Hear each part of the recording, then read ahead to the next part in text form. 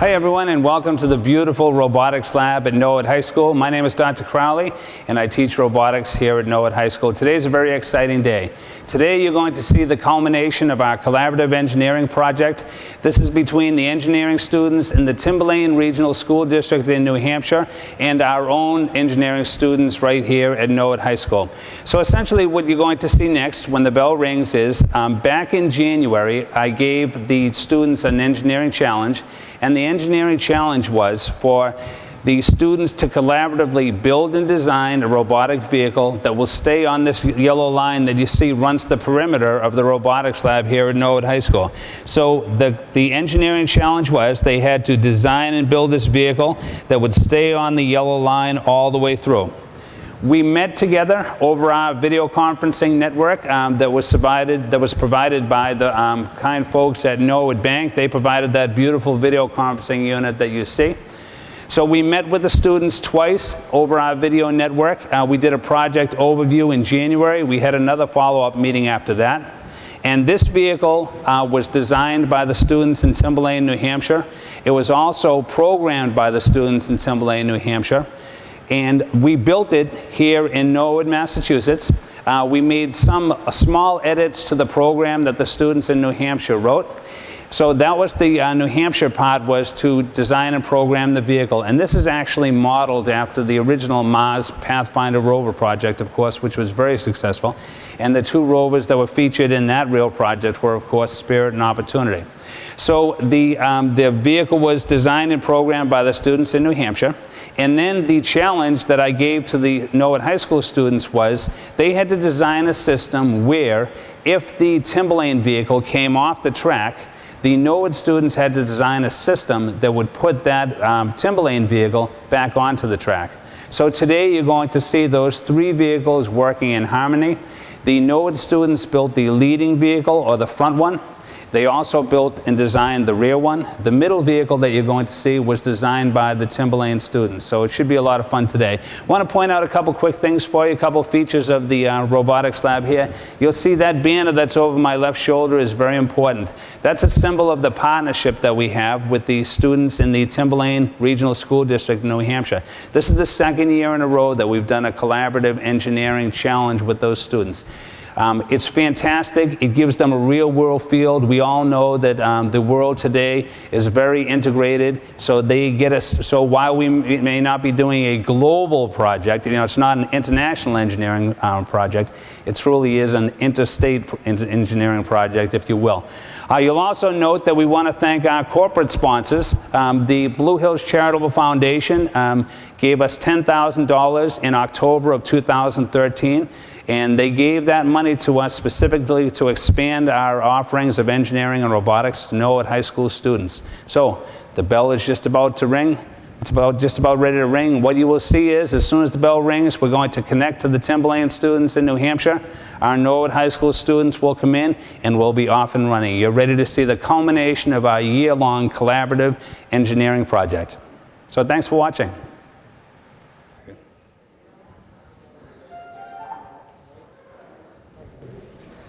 Morning, everyone. Want to welcome you all to the robotics lab here at Norwood High School. As you know, we've met before. I'm Dr. Crowley. So this is a really exciting day. This is the culmination of our collaborative engineering project. I want to begin by saying thank you to all the Timberlane students who did such a great job on your part. I also want to say a special thank you to Mr. Wiles, who has been so fantastic. How about a nice round of applause for Mr. Wiles?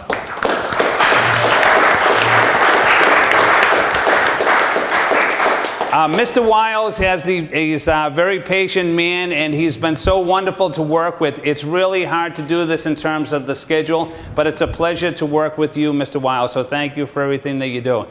I want to turn it over to our students who are a part of the project here on the Norwood High School end today.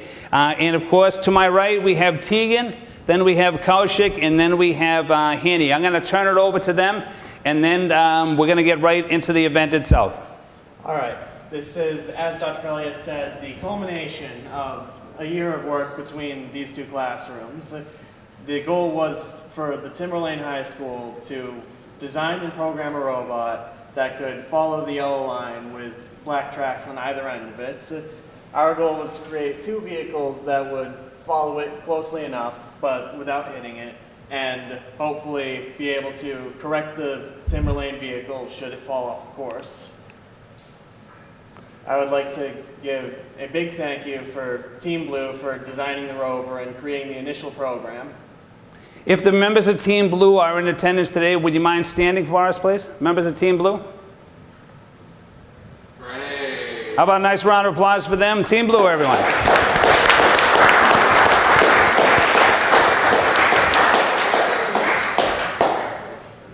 All right, I think we're just about ready to start. So I'm going to ask our team here, you can see we're going to turn the camera around so that you can follow us as we go. So we're going to move the camera around so that you can see the rover set up. And it'll take us just 1 minute to get the cameras. Derek and Paul, if you guys could jump in here as well. Matt is going to manage the Zoom for us. Now we don't want to go in, so as they start moving, we're going to go kind of around.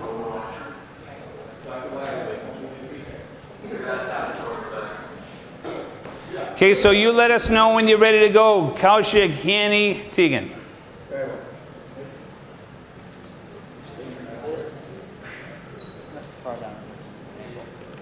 So the middle vehicle should stay on the line. The other vehicles will put it back on the line if it comes off. Okay, that's really the goal of the project is. The middle vehicle will stay on the yellow line. If it comes off, the other vehicles are ready to put it back on. Very well. So, ready on. 1, 2, 3, go.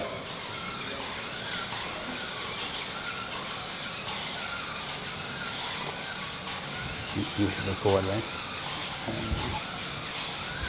Tim, that TV went up.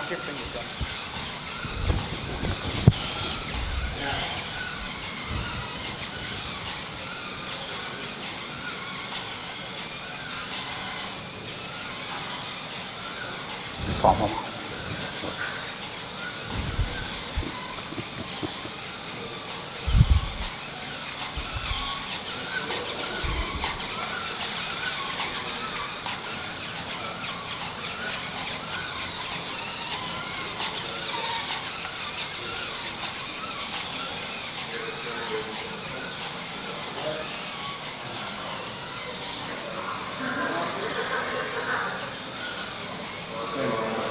Tegan, you can turn around again. So Matt, we'll have to zoom a little bit. So you can see the Timberlane vehicle is right in the middle there, is proceeding right on course. So far, so good.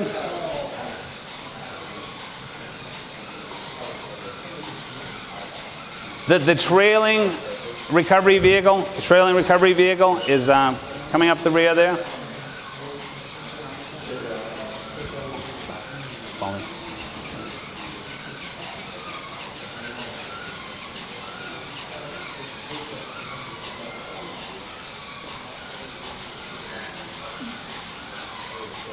So for everyone here, so for everyone in the robotics lab, there's their view in New Hampshire right there. That's their view.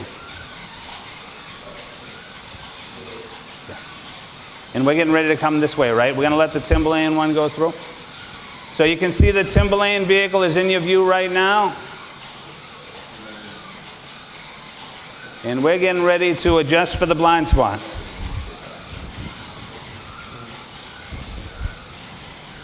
We're ready, guys? Nice and slow, Paul. Nice and slow.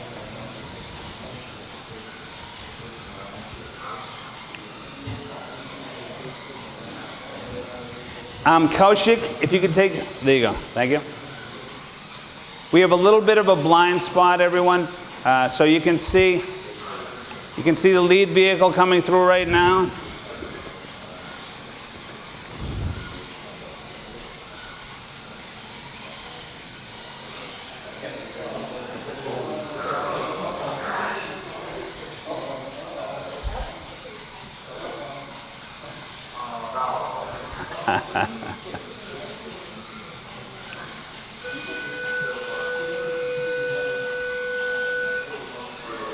See if it gets itself back on.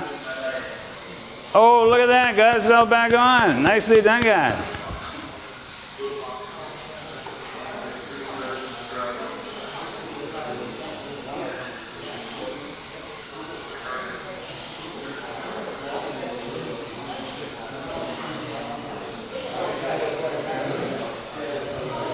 I think the Timberlane one has been perfect, hasn't it?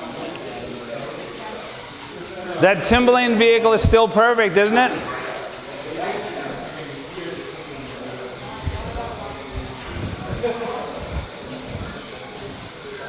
I think that Timberlane vehicle has been perfect so far, hasn't it?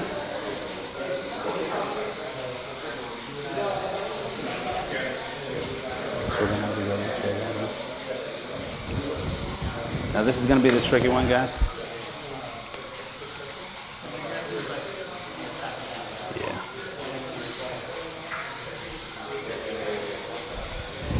So Matt, let us know when to start the swing.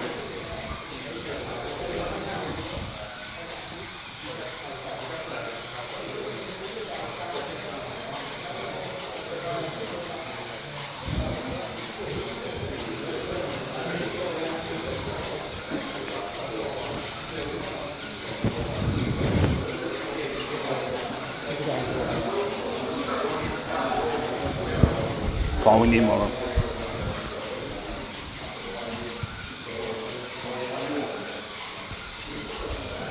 Paul.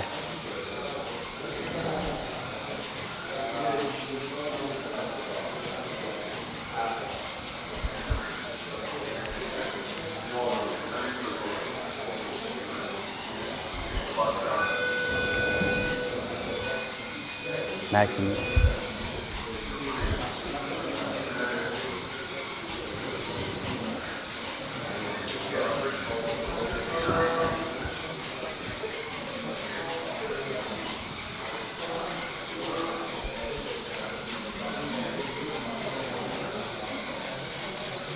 Watch those cords, guys, cords.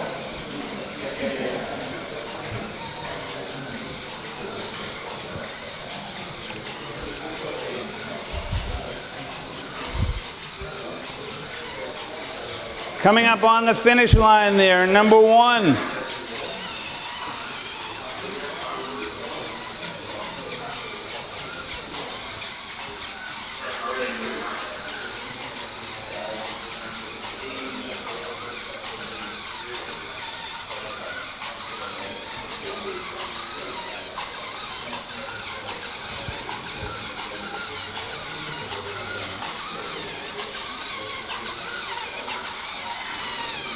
Vehicle number 2 finishes.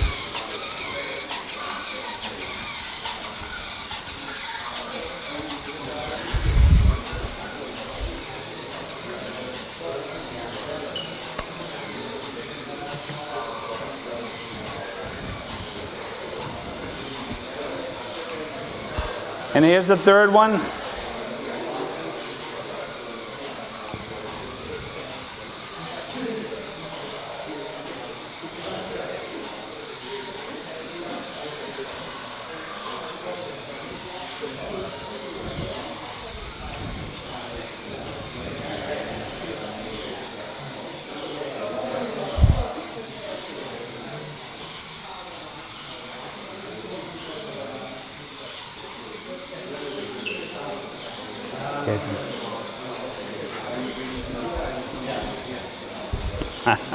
It's hard, isn't it? Here's vehicle number 3 coming to the finish line. Yes, you ready to do it? Very good.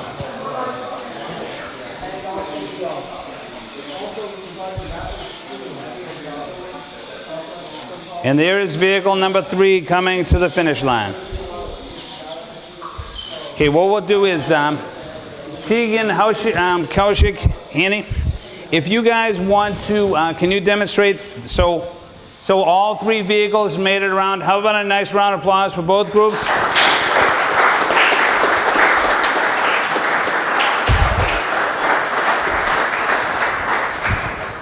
We're just going to reposition the unit here so we have a better view of the room, but we'll go back into our original position. And what's going to happen is I'm going to turn it over to Kaushik, Annie, and Tegan, and they're going to demonstrate the operation of their winches. Now, of course, the good news is we didn't actually have to use the winches, so that's wonderful. So congratulations to both groups. I'm going to position the microphone.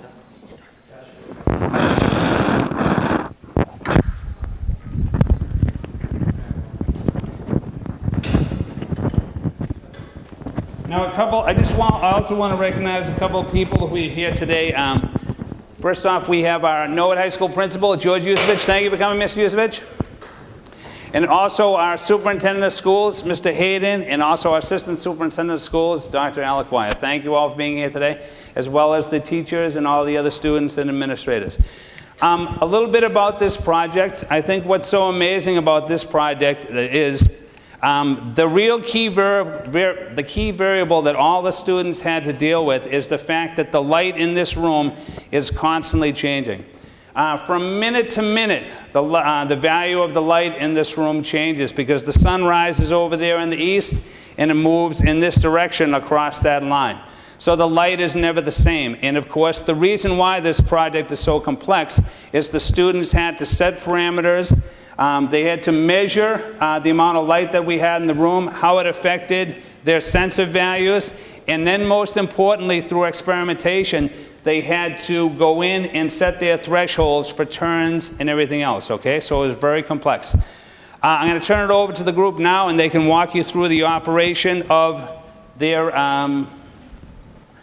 winches, and the winches would have been used to actually put the vehicle back on the line, okay? So we'll go, this is your microphone, Kaushik, Candy, Tegan. Very well. So, the winches were supposed to be attached to the vehicles while they were operating, but because of various problems in spacing the vehicles out, whether they would wind up overextending the lines, they didn't wind up being attached during the actual test proper. But we can demonstrate that the winches are in fact functional as far as being able to lift the middle rover and be able to get it centered between the other two. So, first we turn on the rover and we hit a digital limit switch that is located somewhere on either the front or the back rover. And this causes whichever rover it is